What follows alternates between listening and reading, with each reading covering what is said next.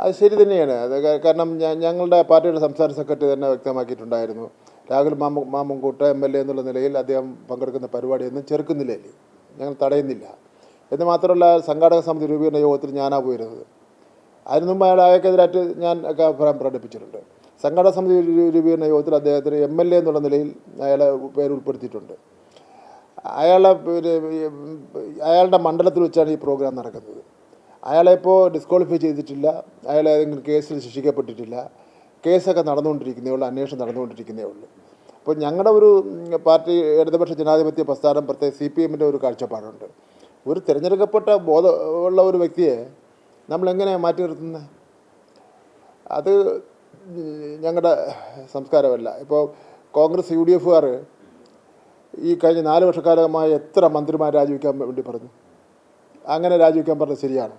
ഇപ്പോൾ വാസവനാണ് ഇപ്പോൾ രാജിവെക്കേണ്ടത്. വാസവനാണോ സ്വർണ്ണ പാളി കട്ടുകൊണ്ട് പോയത്?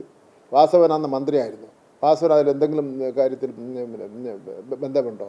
ഇപ്പോൾ എൻ്റെ ഒരു നിയമസഭയിലൊരു കേസുണ്ടെന്ന് നിങ്ങൾക്ക് എല്ലാവർക്കും അറിയാമല്ലോ. ആളൊക്കെ മറന്നു തുടങ്ങി. എന്നാലും ഞാൻ പറയുക, ആ വിഷയത്തിൽ കോടതി ജാമ്യം തന്നു. പിന്നെ ഇത് കേസ് റദ്ദിയാത്തതിൻ്റെ പേരിൽ ഞാൻ ആ നിയമസഭയിൽ വന്നപ്പോൾ ഞാൻ രാജിവെക്കണമെന്ന് ഏതാണ്ട് കുറേ ദിവസം അത് പറഞ്ഞിരുന്നു. മുഖ്യമന്ത്രി രാജിവെക്കണമെന്ന് എത്രയോ പ്രാവശ്യം പറഞ്ഞിരുന്നു. ഞങ്ങൾ ആ ജാതി രീതിയിൽ കാര്യങ്ങൾ കൈകാര്യം ചെയ്യുന്നവരല്ല.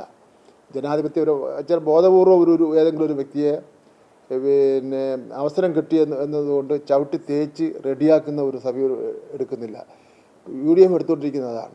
മുഖ്യമന്ത്രി ആയിരുന്നാലും ഞങ്ങളുടെ മന്ത്രിമാരായിരുന്നാലും ഗവൺമെൻറ്റിനെതിരായും അവർ ചെയ്തുകൊണ്ടിരിക്കുന്ന അത്തരം ജനാധിപത്യ വിരുദ്ധ നിലപാടാണ്. ഞങ്ങൾ അങ്ങനെ ഒരു നിലപാട് സ്വീകരിക്കുന്നില്ല. എന്നാൽ ശരിയായ രീതിയിൽ കുറ്റക്കാരനാണെങ്കിൽ അതിലൊരു വിട്ടുവീഴ്ചയും ഞങ്ങൾ കാണിക്കുന്ന പ്രശ്നവുമില്ല.